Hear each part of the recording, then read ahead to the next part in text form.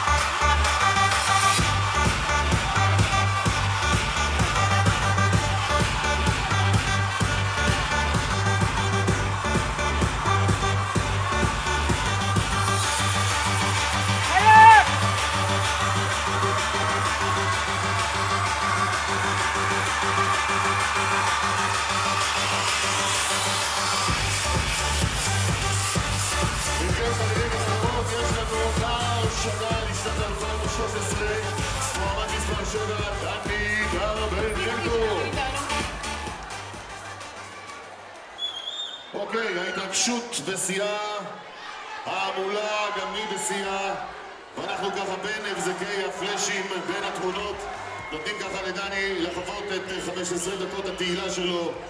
הוא עומד כאן על הבמה.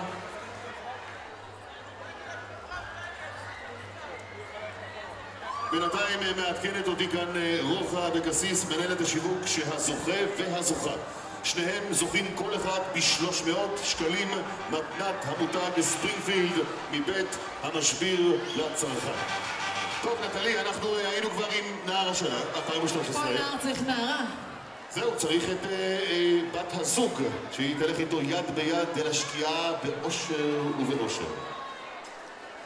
אם כן, להפתעת נערת השנה של חיפה והצפון לשנת 2013, אני מתכבד להזמין שוב אל הבמה את זיווה מיכאל, את מר ישראל סביון, את מנכ"ל הגרנד קניון, את אירה ניקי שיל אשר תיפרד ניקטרה, את ערן פליטי מסוואץ' שיעניק לזוכה שעון מהודר, והיא נמצאת איתנו כאן אילנית גרירוביץ'-ברגר. אנחנו רוצים גם אותך אל הבמה, האישה שהגתה את התחרות הזו אי שם בסוף שנת 99 יחד עם שאול בכר.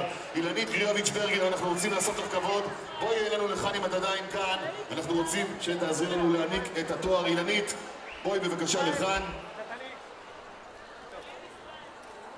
בואי נעזור לה רק לעלות. ישראל סביון, מנכ"ל הקניון, הנה אילנית איתנו כאן, זיווה מיולי, רוחמה אבקסיס, מנהלת השיווק והפרסום, ערן מסוואץ' שאני רואה אותו כאן. חברים וחברות, אוקיי, האם קיבלנו מעטפה? פרט שולי. איפה מעטפה? אצל שאול, אוקיי. אוקיי, כן, אתם יודעים ככה בקטנה.